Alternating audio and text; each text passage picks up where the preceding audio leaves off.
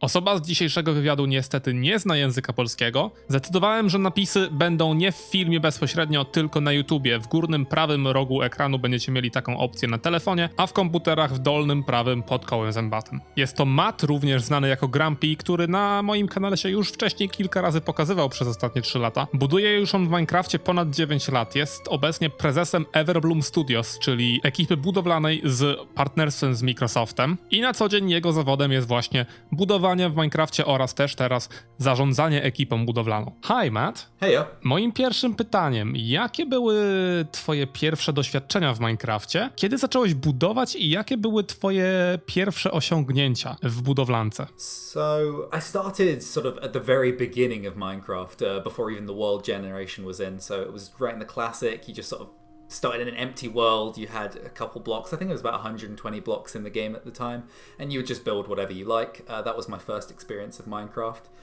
Gradually, as the game progressed, I started doing survival, but I was always in touch with the sort of creative communities for all of the online stuff that I was doing. Once they introduced the hunger bar, I stopped playing single-player survival altogether and moved fully over to doing modded with fly mod and extra items, and then later on creative mode, which became sort of the only thing that I did in Minecraft. I would say that my first major achievement in the game and in building would be the first big commission that I got, which was for only $150, but at the time in 2013 that was actually quite impressive, and that was the first bit of big work which I got. Więc nawet w 2013 roku już brałeś zlecenia za $150, za prawie 600 zł na spawna w Minecrafcie. Wow. Ile średnio budowałeś, żeby być na takim poziomie? Czy coś specyficznego ćwiczyłeś? When I was first learning and first progressing with my building, I was still in school. So obviously I couldn't put in as much time as I do now working full time within my business in Minecraft. But what I would do is I would sort of pretend to go to sleep at around 9 p.m. after doing a couple hours, after finishing off my homework and such. And then I would set an alarm for 2 a.m. and work another period of 2 a.m. to 5 a.m. on my building while everyone else was asleep. That was a way for me to get in extra hours. When I wasn't in school and I had no requirements otherwise, I would sometimes do 12 to 16 hours a day just on building, and that was in the height of sort of the commissions that I was first getting around 2014, 2015, and then moving into the start of Everbloom, I was putting in the same amount of time. Nowadays, I'm focused mainly on running the business side of ES, so I'm only building around 1 or 2 weeks a month, and when I am building, I normally put in sort of 8 to 12 hours a day of building. Czy są jakieś budowlane projekty, które nie sądzisz, że mógłbyś zrobić sam, albo że jakiś idealny budowniczy nie mógłby zrobić sam? Jak ważna jest drużyna, ekipa, kiedy chodzi o duże budowle, duże projekty? So I think that in general, logically, you can build everything yourself, and in fact, a lot of newer build teams are less efficient than their individual parts. For example, if something takes one person 2 hours to build, it won't take 2 people 1 hour to build. It will take those 2 people maybe 1 hour and 45 minutes. So your gains aren't that great if you're not used to working with those people. So I think that solo building can be definitely a good idea and a very profitable idea. However, if you're able to find a group and a team that has skills that are mixed and that complement each other, and you get used to working with each other, then it can be extremely useful for the types of content that you can produce. For example, Everbloom does a lot of marketplace projects on the Bedrock version of Minecraft. So you have skills of design, of building, of modeling in Blender and Maya, of sound design, of story writing, and developing in-game and outside. So all of those things aren't skills that one person can have all by themselves. So in order to make a project which requires all of those skills, you need more people. And I think that's what a team is important for, is to find people who don't have necessarily the same skill sets that you do, to bring them together and do what you couldn't do alone. Tak jak Matt mówi, w Everbloomie są osoby, jedna osoba się zajmuje pisaniem command bloków, jedna osoba modeling w 3D w programach takich jak Maya na przykład albo w Blenderze, więc ekipa ekipa musi się zgrać, bo jest to możliwe, ale no jedna osoba niestety nie wszystko będzie potrafiła perfekcyjnie. Jaką radę byś dał nowym graczom, którzy może zaczynają przygodę z Minecraftem, albo już są zagorzałymi graczami Minecrafta, którzy chcieliby dalej wziąć twoje umiejętności w budowaniu? Jaka jest najlepsza rada, którą mógłbyś im dać? I think if I had to give one piece of advice, it wouldn't be to practice, but it would be to practice well. Simply building things will only improve your skills in what you're building and what you're practicing. You won't be able to improve in things that you're not doing. Another important thing is to practice around people who are better than you, and you need to understand why those people have skills that you don't have. Another part of your practice should be building from reality. So use realistic elements, even if you're imagining things and making up your own designs.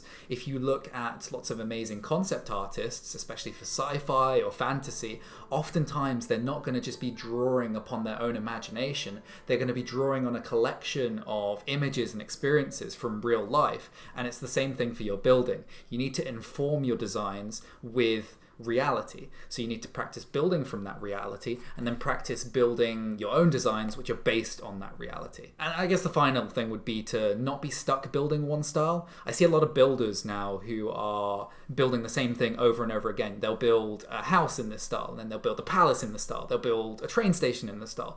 And even though these are different items and different buildings, a lot of the detail techniques and stylistic choices that they're making are the same, and they're not improving as builders. So really just try and switch it up, find people better than you, build from reality. That's my one piece of advice. Co do zleceń, dużo osób nie zdaje sobie sprawy, ile jest pieniędzy w budowaniu z Minecrafta. Jak wcześnie mógłby ktoś zacząć od zera nawet, albo od doświadczenia poprzedniego z jakimiś na przykład z architekturą lub z rysowaniem? Jak wcześniej mógłby zacząć zarabiać z tak zwanych commissions, czyli ze zleceń? So Minecraft at the moment has 70 million active users, and there's a general rule where if there is a large vested interest in something, there's going to be money there, and Minecraft is no different from that. There are a lot of entities that have been within the game for a long time, that have been investing money in different projects, and the nature of those projects has changed over time, but there's always been money in the Minecraft space. So the question is, how do you make that money? The easiest answer that I can give is you need to put your skills in a certain area right at the top of that ladder of 70 million people. So whether it be modeling, whether it be building, whether it be developing maps, you need to be the most accomplished, or at least in the sort of top 100 at that one skill. And then what you do is you put yourself out there, you advertise yourself, you make your own website, you make your portfolio, and once you do that and move that around and give that to people, people start to take notice and you'll be invited onto things and you'll start to make money. Czy sądzisz więc, że jeżeli ktoś ma już jakieś umiejętności, czy warto jest na przykład za darmo albo po prostu za promocję, za wypromowanie, że jest taka mapka i zrobił ją ten artysta, czy warto jest za darmo budować na przykład dla youtuberów, którzy mają duże ilości subskrypcji? I can't give a yes or no answer to this question. All I can ask back is, do you have a plan? If you have a plan to leapfrog off of that exposure, to use it to your own benefit, or if there is the promise of work later down the line which you're definitely sure is going to come to you, then yes, that's worth it. Go with the YouTuber, sacrifice a bit of your time, do that, get vested in the community. However, if you don't have any idea of how you're going to use that exposure, if you're not sure that they're going to use you in the future, or you're feeling like they're not going to pay you in the future, don't do it. Just don't bother. A więc wiemy, że można zarabiać i to dość dobrze, ale nie znamy żadnych, o kwoty nie będę pytał, ale bardziej o rzeczy, które ty w twoim przypadku osiągnąłeś przez budowanie w Minecrafcie. Co takiego można osiągnąć przez stawianie klocków? I think that for the most part, what Minecraft was for me and still is for me before it was my job is a way for me to grow myself and my skills. So my art skills in building, my ability to build teams, my business development skills, my patience skills as well, because building requires a vested interest over a long period of time. You can be working months on a single project, and that requires you to not be too impatient with things. Those are the most important things which I guess I've got out of it for myself personally. But aside from just the skills that I've learned, I've got some great contacts. I've met amazing people at Microsoft. I've worked with YouTubers, with Disney, with amazing brands that I would never have gotten in contact with if it hadn't been for Minecraft. I've flown all around the world. I've been to Microsoft events, I've been to New York, I've been to all of these different places through the game, and I've also had input into the development of Minecraft itself. One of the things that we really push for is game functionality, so scoreboards in Bedrock, all this kind of stuff is something that we've really pushed for, and that's something that Microsoft actually listens to us on. So that's a really nice thing to be put in a position where people care about what we have to say about what we think the game should be doing. And then also I've earned obviously quite a decent amount of money. I've been able to invest that money, and at 20 years old I've already got myself an apartment, so that's always nice.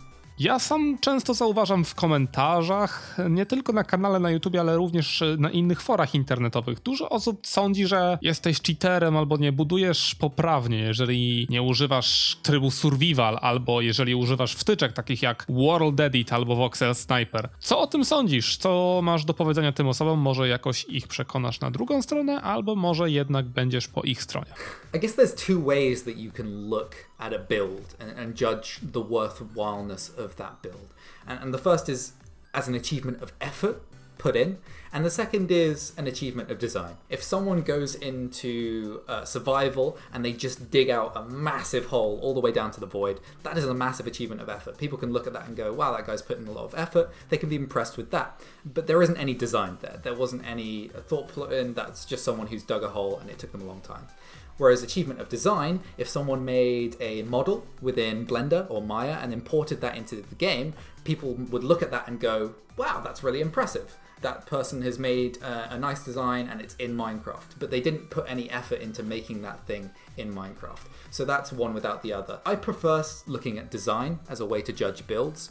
I don't much care for how they were made as long as they're not plagiarized, which is something I'm extremely against. So for instance, if you're using Voxel Sniper, if you're using World Edit, all of these tools, in general, all they're doing is making your life easier to reach that end point of design. In my opinion, you should do everything possible to make as many builds and to make the best builds that you can possibly make. However, I do have one caveat to this. If you have an over-reliance on tools and you need them to be able to build, that is going to limit your creativity. So you're not going to be able to do everything if you're just relying on these tools as crutches. So it's important to vary your practice. As I said before, you need to practice in different environments as well. If you're building all the time with World Edit, do a build every now and then without World Edit, just to make sure you're used to being able to do that and you're able to do that if need be. Matt, ja bym ci chciał wielce podziękować, jako ja oraz również od widzów mam nadzieję, że oni również będą tak samo wdzięczni, zobaczy się w komentarzach. Dzięki za twój czas, dzięki również za odpowiedzi. Nie ma za co. Thanks for having me on. A więc wywiad z budowlańcem zakończonym. Został nam jeszcze jeden wywiad, który będzie, mam nadzieję, z youtuberem w następną niedzielę. Napiszcie w komentarzu, kto myślicie, że to będzie. A tymczasem ja byłem Grafem, Grumpy był Grumpym, wy byliście genialną widownią i dziękuję za oglądanie. Trzymajcie się, jedzcie zęby burgery i pa pa! Pa!